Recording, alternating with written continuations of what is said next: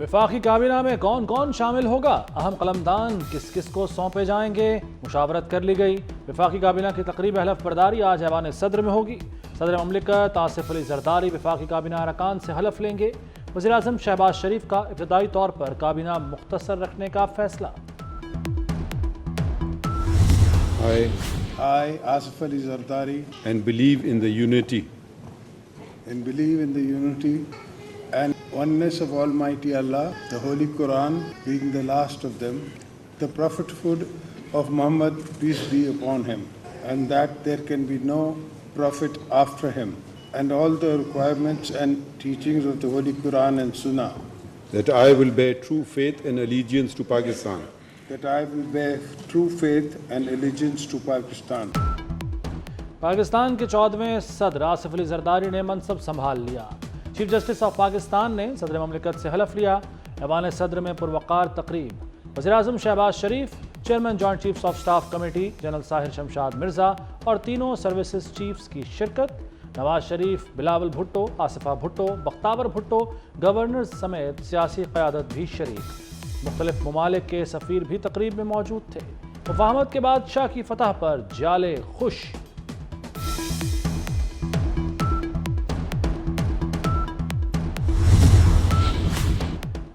آصف علی زرداری دوسری بار صدر پاکستان بننے والی پہلی سول شخصیت۔ چینی صدر نے صدر مملکت آصف علی زرداری کو مبارکباد دی۔ مستقبل میں کام کرنے کا عزم کا اظہار۔ شی جن پنگ نے کہا کہ سی پیک پاک چین دوستی اور تعاون کا ثمر ہے۔ دونوں ملکوں نے حالیہ سالوں میں کئی شعبوں میں تعاون آگے بڑھایا ہے۔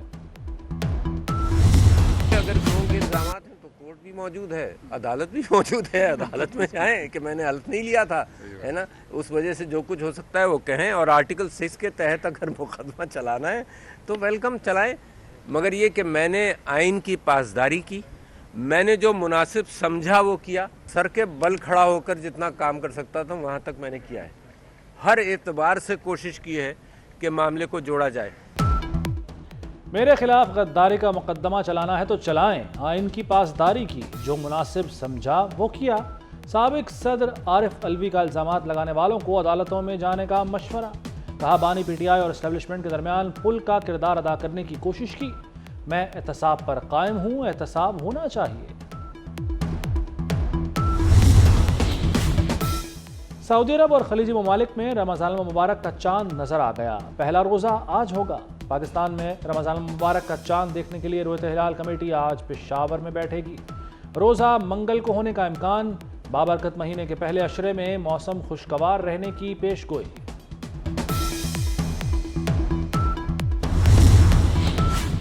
وزیر اعظم کا عوام کو ریلیف دینے کا مشن۔ رمضان پیکج میں 5.5 ارب کا اضافہ۔ حجم 7.5 ارب سے بڑھا کر 12.5 ارب کر دیا۔ آٹے پر فی کلو 77 اور گھی پر 70 روپے فی کلو سبسڈی ملے گی۔ 3 کروڑ 96 لاکھ خاندانوں کو رمضان کے دوران سستے داموں کھانے پینے کی اشیاء فراہم کی جائیں گی۔ شہباز شریف نے مستحق افراد تک رمضان ریلیف پیکج پہنچانے کی ہدایت کر دی۔ رمضان سے پہلے مہنگائی کا چاند۔ ملک بھر میں شہری پریشان۔ ناجائز منافع خوروں نے کمر کس لی۔ سبزیوں اور پھلوں کی قیمتوں کو پر لگ گئے۔ آلو، پیاز، ٹماٹر کی قیمتیں آسمان سے باتیں کرنے لگیں۔ پیاز 320، ٹماٹر 160 اور آلو 70 روپے کلو ہو گئے۔ لیموں 400، سیب 300 روپے کلو اور کیلا 250 روپے درجن۔ آٹا، چینی، گھی، انڈے، چکن، ہر چیز مہنگی۔ انتخابی نتائج کے خلاف تحریک انصاف سڑکوں پر، کئی شہروں میں احتجاج۔ لاہور پولیس نے لطیف کھوسا، سلمان اکرم راجہ کو گرفتار کر لیا۔ ایم پی اے ہارون اکبر بھی زیر حراست۔ متعدد کارکن بھی پولیس نے دھر لیے۔ اسلام آباد میں پی ٹی آئی ریلی دھڑے بندی کا شکار۔ تحریک انصاف کی ریلی 0 پوائنٹ سے پریس کلب تک مختلف مقامات پر بکھری رہی۔ رہنما غائب، کارکن منتشر۔ حیدرآباد اور مظفر آباد میں بھی مظاہرے۔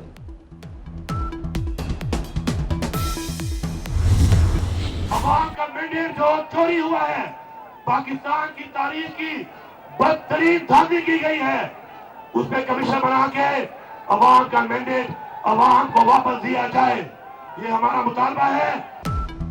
تحریک انصاف کا مینڈیٹ واپس کیا جائے۔ آئین توڑنے والوں کے خلاف آرٹیکل 6 کی کارروائی کی جائے۔ حق نہ ملنے تک مطالبہ کرتے رہیں گے۔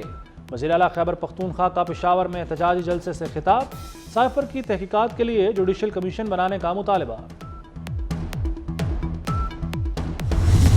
پشاور میں دہشت گردی کا منصوبہ ناکام، بورڈ بازار کے قریب موٹر سائیکل میں دھماکے سے 2 دہشت گرد ہلاک۔ پولیس کے مطابق دہشت گرد موٹر سائیکل پر جا رہے تھے، بارودی مواد پھٹ گیا، دھماکے میں کوئی سویلین جاں بحق نہیں ہوا۔ وزیر اعظم شہباز شریف کی دہشت گرد حملے کی شدید مذمت، دہشت گردی کو جڑ سے ختم کرنے کا عزم۔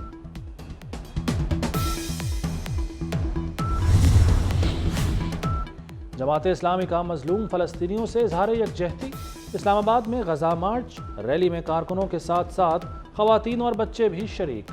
سراج الحق کا جمعۃ الوداع پر امریکی سفارت خانے کی جانب ملین مارچ کا اعلان، کہا خیال تھا شہباز شریف غزہ کو بچانے کے لیے عملی اقدامات کریں گے۔ اسمبلی میں مظلوم فلسطینیوں کے لیے کوئی آواز نہیں اٹھائی گئی۔ کراچی میں بھی فلسطینیوں کے حق میں ریلی۔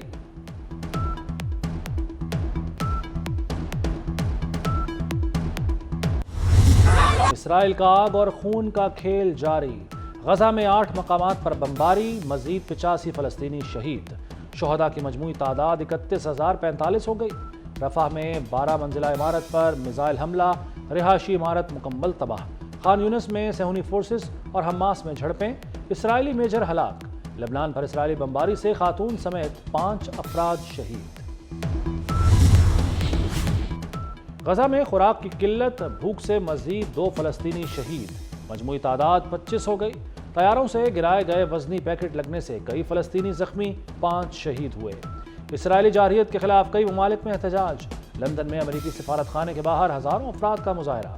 انڈونیشیا میں بھی مظاہرین کی بڑی تعداد سڑکوں پر، غزہ میں جنگ بندی کا مطالبہ۔ بلوچستان میں بارشوں کا نیا اسپیل، گوادر، چمن، تربت، پنجگور، آوران سمیت کئی شہروں میں وقفے سے بارش۔ گوادر میں 21 ملی میٹر بارش ریکارڈ، نشیبی علاقوں میں ہر طرف پانی ہی پانی۔ جنوبی اور شمالی بلوچستان میں مزید بارش اور پہاڑوں پر برف باری کی پیش گوئی۔ کراچی کے مختلف علاقوں میں ہلکی بارش، آج بھی بوندا باندی کا امکان۔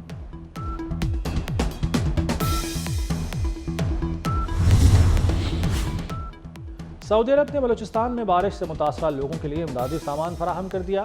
875 ٹن امدادی سامان بذریعہ کنٹینرز اسلام آباد سے گوادر کے لیے روانہ۔ امدادی سامان میں 9,000 راشن بیگز، 9,000 شیلٹرز اور دیگر اشیاء ضروریہ شامل۔ وزیر اعلیٰ بلوچستان سرفراز بگٹی نے سعودی حکومت کا شکریہ ادا کیا۔ سعودی سفیر نواف سعید المالکی کا پاکستانی بھائیوں کی بھرپور مدد کا اعلان۔